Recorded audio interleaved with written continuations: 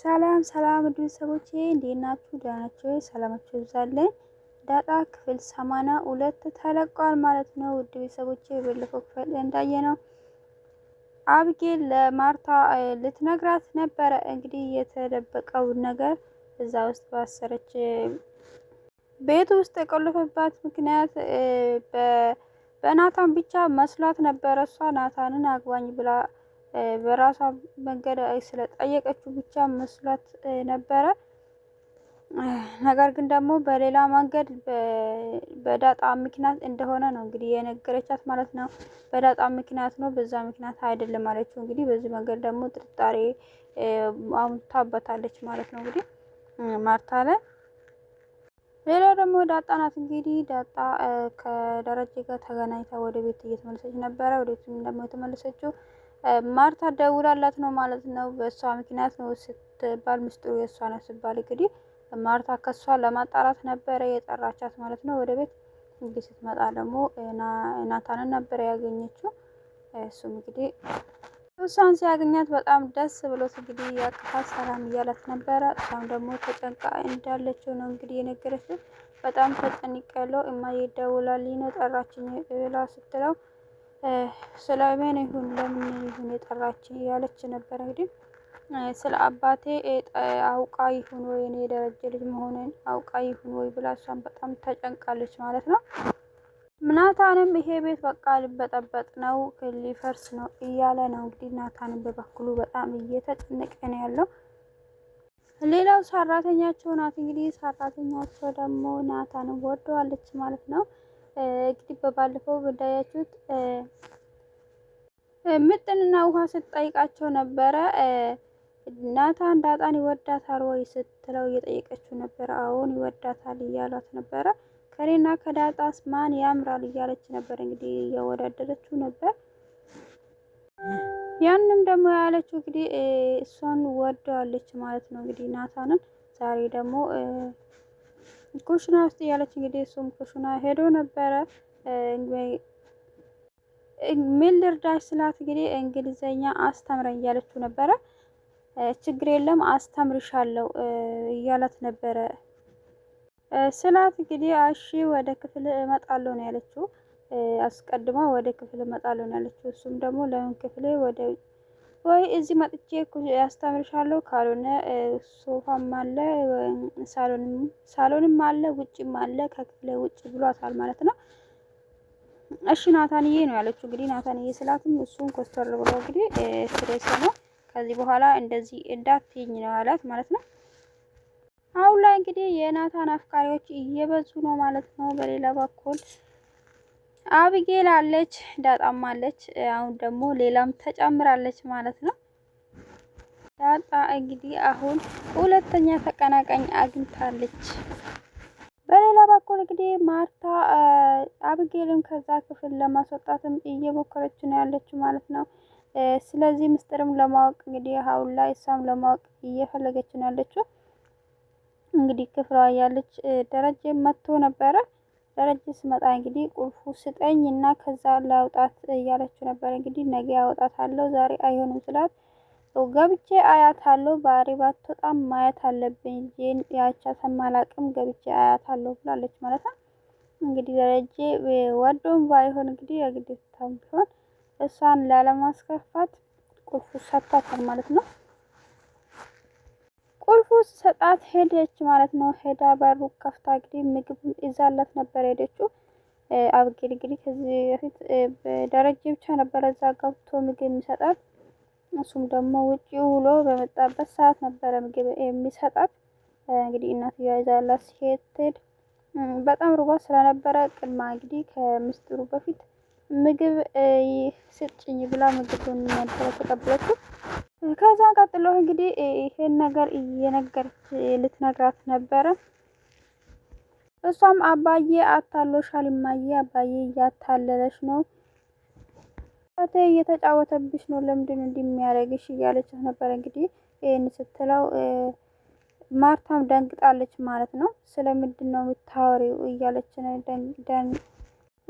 በሌላ በኩል ደግሞ ደረጀም በሌላ በኩል እየተጨነቀ ነው ያለው። አሁንም እንዴት ሆኖ ይሄን ትነግረዋለች ወይ አትነግረም? ይሄንማ አታደርገውም እያለ ነው እንግዲህ። እሱም በደንብ አስጠንቅቋ ስለነበረ እሷ አታደርግም ብሎ ነበረ ያሰበው።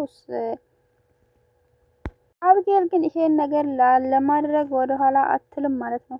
በጭራሽ አባቴ ያላትን ነገር ምንም ነገር ማሰብ እንኳን አልቻለችም። እሷ የሰማችውን ያየችውን ሁሉም ነገር መናገር ብቻ ነበረ ፍላጎቷ ማለት ነው። አብጌል እንግዲህ ለቤተሰቧ ምንም ነገር የማታስብ ናት ማለት ነው። ቤተሰቦቼ ምን ይሆናሉ ይሄ ነገር ከሰማ? ይሄ ስለምንድን ነው አባቴ እንደዚህ ተጨነቀው? አባቴ ለምን እንዳይታወቅ ፈለገ ብላ እንኳን አላሰበችም ማለት ነው በጭራሽ። እና ለመንገር ነበረ የወሰነችው፣ ለመንገር ነበረ ይሄ እንደዚህ እየቾከለችው ማለት ነው። እና ደረጀ ሙሉ በሙሉ እሷ ላይም እምነት አልነበረውም። ተነስቶ ወደዛ ክፍል ሲሄድ ለማርታም ልትነግራት ነበረ፣ ጫፍ ደርሳ ነበረ ልትነግራት ስትል እሱም ገባ ማለት ነው። እንግዲህ ሙሉ በሙሉ ባይሆን ስለ ዳጣ ምስጢሩ ስለ ዳጣ እንደሆነ ነው የነገረቻት ማለት ነው። እንግዲህ ስለ ዳጣ ሲባል ማርታም ተነስታ ወጥታ ዳጣን እጠይቃታለሁ ብላ ነው እንግዲህ ወደ ዳጣ ሄደችው ማለት ነው። ሁሉንም ክፍል ፈልጋ ወደ ናታን ክፍል ስትሄድ እዛ ነው ያገኘቻት። ከዛ እንግዲህ እጇ ነው ይዛ የወጣችው ማለት ነው። እጇን ጎትታ ወጣ እንግዲህ ክፍሏ ወስዳ እዛ ጠየቀቻት ማለት ነው። ምንድነው ደበቅሽኝ? ምንድነው እየተካሄደ ያለው እዚህ ቤት ውስጥ ብላ ስትጠይቀው እንግዲህ ምንም አላቅም እኔ ምንም አይነት ምስጢር አላቅም ብላ ነው እንግዲህ ጥጥ ብላ የካደችው ማለት ነው። ዳጣ ብትሆን ግን ሙሉ እውነታውን አታቅም ማለት ነው። ስለ እናቷ ምንም የምታውቀው ነገር የለም። እንግዲህ አንድ ምስጢር የተባለ እዛ ቤት ውስጥ ምስጢር የተባለው ስለ አባቷ ብቻ ነው እንግዲህ የምታውቀው። ስለ እናቷ የምታውቀው ነገር የለም ማለት ነው። አብጌል የሰማችው ነገር እንግዲህ ለዳጣም ቢሆን ሰርፕራይዝ ነው የሚሆና ስትሰማ። እንግዲህ ዳጣ ፈጠጥ ብላ እኔ አላቅም፣ እንደውም ከዚህ በኋላ እኔ እሄዳለሁ ወደ አባቴ እሄዳለሁ፣ ወደ ናዝሬት እመለሳለሁ አለችው ማለት ነው። እንግዲህ ስለ አባቷ መስራት ነው እንግዲህ ስለ ደረጀ እንዳሰማ ስለፈራች ነው። ይሄን ከተሰማ ይጣላሉ ብላ ስለፈራች እንግዲህ ዳጣ እንደውም እኔ እሄዳለሁ ነገ ሁኑ ተነስቼ እሄዳለሁ ወደ አባቴ እያለች ነው አለች ማለት ነው። ደረጀም ስመጣ እንግዲህ እንደውም እንኳንም መጣ ነገ ሁኑ ሄዳለሁ ትኬት ቁረጥልኝ አለች ማለት ነው። እንግዲህ ማርታም ተናዳ ሁላችሁም አንድ ምስጢር ደብቃችሁኛል፣ እንደውም ከክፍል ውጡልኝ ብላ እንግዲህ ከክፍሉም ሁለቱንም ያስወጣቻቸው ማለት ነው። ይሄ ነገር መስለ ከሚጎትቱ እንግዲህ እውነታውን ብናገር ይሻለው ነበረ ለደረጀም ያው ምንም ቢሆን እውነታው ተደብቆ ስለማይቀር እንደውም በመጥፎ መንገድ ከምታውቅ እሱ እውነታውን ፊት ለፊት ብነግራት ጥሩ ይሆን ነበረ። በተጨማሪ ደግሞ ዳጣም ብትሆን ስለ እናቷ ምንም የምታውቀው ነገር የለም። እሷም ስለ እናቷ የማወቅ መብት ነበራት። እንግዲህ እሷም ምንም አታውቅም ማለት ነው። ለእሷም ብነግራት ለማርታም ቢሆን እውነታው ቢከብዳትም ከሱ አፍ እውነታውን ብሰማ ይሻላታል ማለት ነው።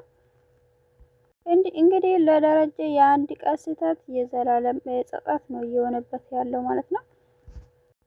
ሌላው እንግዲህ ናታን ደግሞ ደረጀን እየመከረው ነበረ። እውነታውን አትንገር፣ በቃ እስከዚህ ድረስ እንትን ካልክ ቤተሰብ ከምበተን እውነታውን ካድ እያለው ነበረ።